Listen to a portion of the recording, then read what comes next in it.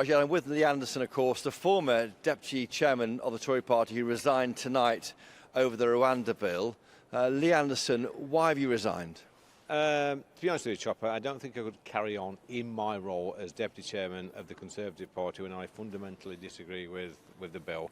I think most of the bill is sound. I think it can work, but we needed it beefing up, we needed it strengthening over the next few days, and I can't be in a position to vote for something which I don't believe in. Look, you know, at the end of the day, small boats are coming, they'll keep coming. I want to see a situation where anybody who arrives illegally in this country has no right at all to claim asylum, no right to claim an appeal, and more importantly, no right to go missing and disappear into the country. And I think this bill could work, but it needs strengthening up, and that's why I backed the amendments and ultimately resigned. Have you done this for Lee Anderson rather than the party? I mean, number 10, we're thinking, thanks, Lee, you've really thrown a curveball at the Prime Minister by doing this. It's all about you, not the party. Christopher, don't be ridiculous. I've not done it for Lee Anderson. I've done it for the residents of Ashfield.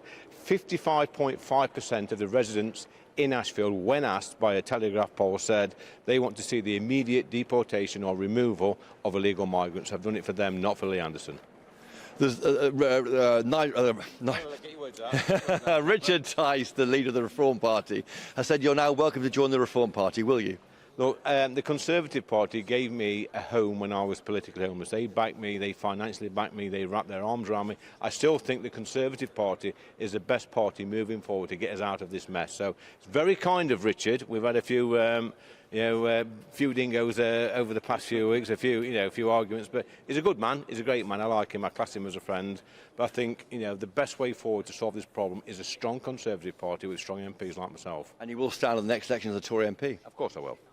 But overall, I mean, there's a problem here for Richard Sunak, because now, will you vote against the bill at third reading? Well, there's a lot can happen between now and tomorrow evening, Chris. As you know, you're not going to nail me down, but I'm a man of conviction. I like to think that. We'll see what happens over the next 24 hours.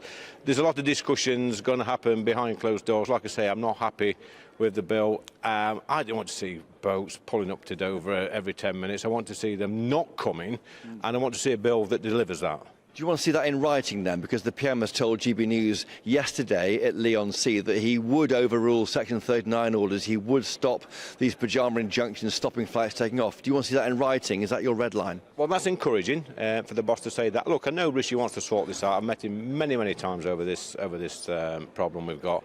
He wants to sort it, but I want to see something more substantial, as do the voters in this country. If we get it right, if we get this right, Chopper, Rishi could be the best leader in Europe, because the rest of Europe will follow him. But if he can't get it right, then your party will be punished at the ballot box. Well, listen, I'm not quite sure about that, because Labour have got no answer to this. We have reduced crossings by 36% in the past year. We are trying to do the right thing. Labour haven't got a single policy. They keep banging on about 14 years of Tory rule. They haven't come up with one single policy within 14 years. So they're not the answer. We're the answer, but we just need to get tougher. How does it look, though, you think? The party now looks as fighting with itself months out from the election. It can't agree on a Rwanda policy. Look, I don't think the party is fighting with itself. We are a broad church, Chopper, as you know. That's what we always say. Look, disagreements within the party. And this place, Parliament, I think, I've always said this, and this is not being controversial, this place, Parliament, is totally out of touch with the rest of the country. The rest of the country want this sorting out. Like I said before, 55.5% of residents in Ashfield want illegal migrants deported swiftly, more or less the same day. So they need to get in tune with what the constituents are saying. Well, Nigel Farage, you heard there from Lee Anderson, making very clear he's doing this. He's not off to join the Reform Party, where you were once the leader of its forebear, the Brexit Party, Nigel Farage, but he is doing it, he thinks, to try and send a message to the government overnight to harden up the Rwanda bill and make it work.